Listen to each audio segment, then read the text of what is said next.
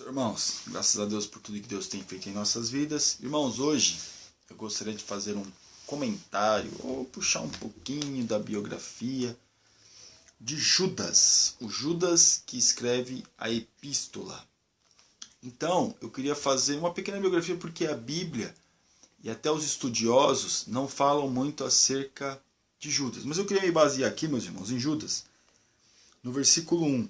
Judas, servo de Jesus Cristo, irmão de Tiago, aos chamados queridos em Deus Pai e conservados por Jesus Cristo. Irmãos, só uma coisa.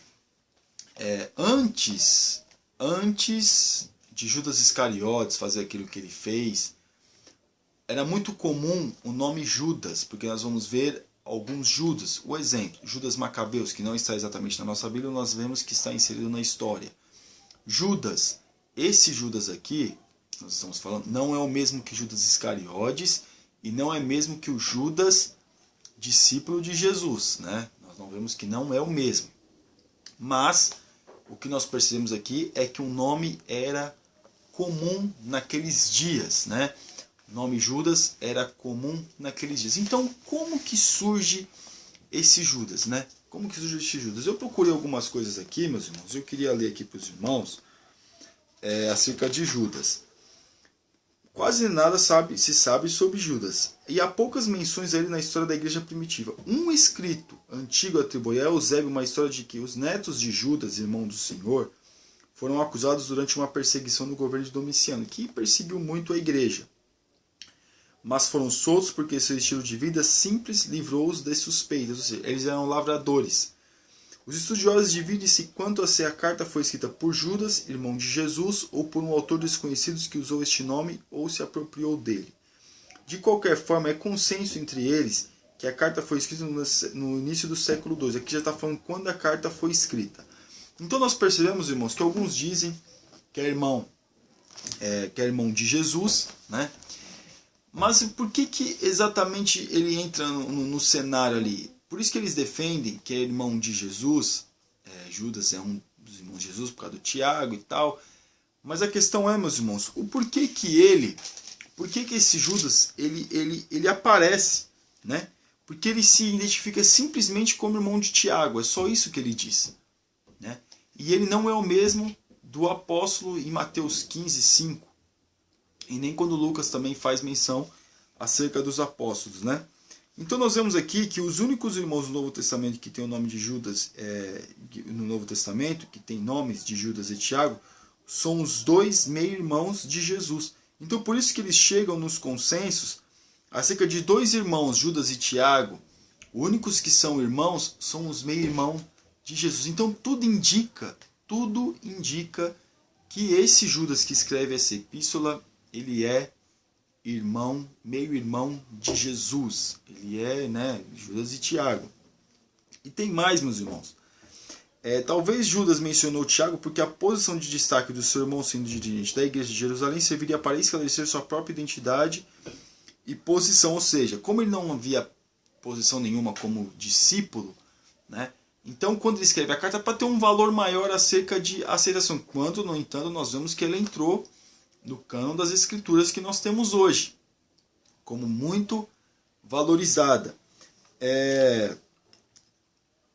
Esta curta epístola, porém de linguagem enérgica, foi escrita contra os falsos mestres.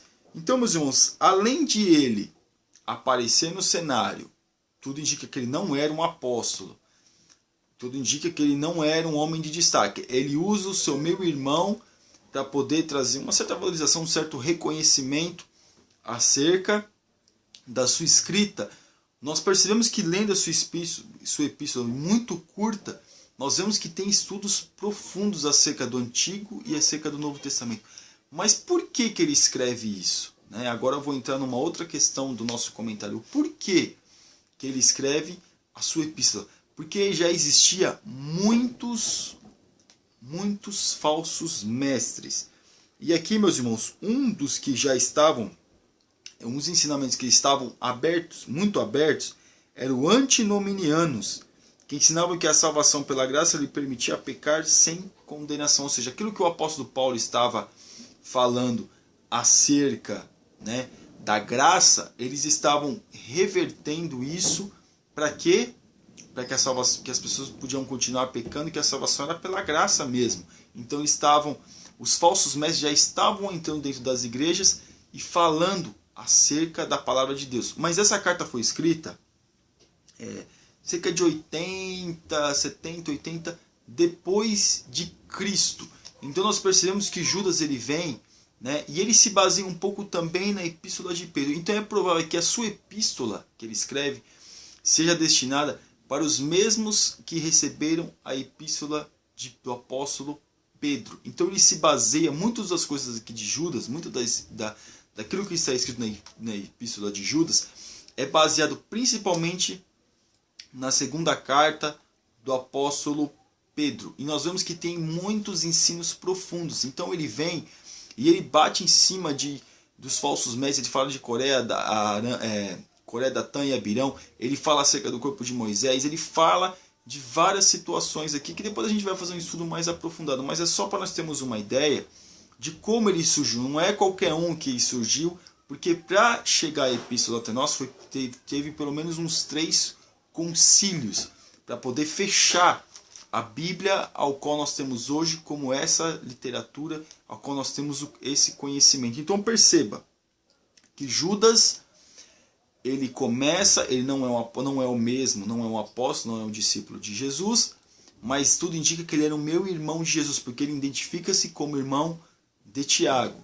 Então, e lá na frente a gente vai ver que os seus filhos foram perseguidos por Domiciano, mas aqui a questão é, Judas, ele não é qualquer um, porque tudo aquilo que ele escreve aqui, ele tem consciência, tem ciência daquilo que ele está escrevendo. E a sua epístola é justamente totalmente virada para os falsos profetas, para poder, vamos dizer assim, corrigir essa mentalidade que os falsos profetas queriam inserir nas igrejas naqueles dias. Repetindo, como é que é aqui? Antinominianos, até uma palavra difícil de conseguir dizer, mas antinominianos, eles estavam defendendo que já que a salvação é pela graça, a gente poderia fazer o que a gente quisesse, que não tinha problema nenhum. Será que não é igual hoje, irmãos?